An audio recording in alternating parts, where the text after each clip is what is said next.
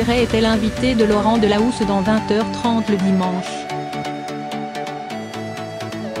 Elle venait évoquer le livre qu'elle vient de publier, Les photos d'Annie, où elle partage sa passion pour la photographie, qui la rapproche de ses parents disparus quand elle était enfant.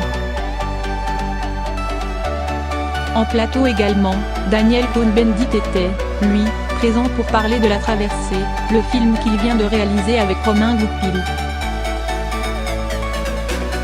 Le mouvement des Gilets jaunes s'est évidemment invité dans le débat et a été le premier sujet évoqué par le journaliste, qui a cherché à comprendre son origine avec son invité politique.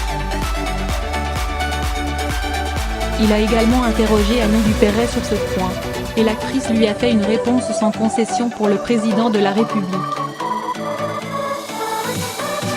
Elle vous a surprise cette colère, lui a demandé Laurent Delahousse.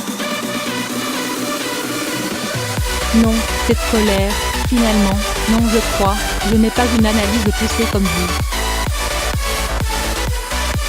Mais je pense que le personnage, parlons théâtre, le personnage d'Emmanuel Macron, a appelé ça d'une certaine manière, a-t-elle démarré son analyse.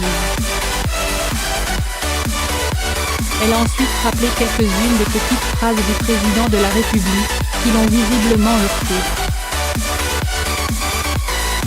Ne serait-ce que ce mot, des gens qui ne sont rien et des gens qui ont réussi. Je crois que c'est impardonnable pour les gens. Je crois que ça s'est fiché dans leur mémoire. Ça ne n'oubliera pas. Quelqu'un qui a dit ça, ça ne s'oubliera pas, a-t-elle poursuivi.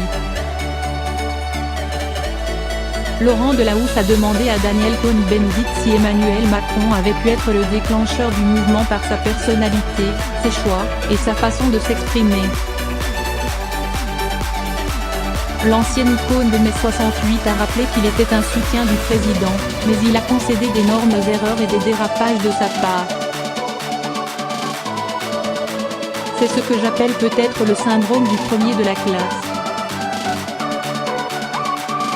S'il a plutôt rejoint Annie Dupeyret sur ce point, Daniel Cohn-Bendit s'est en revanche fâché quand elle a indiqué que c'était sans doute des financiers qu'il avait mis à la tête de la France.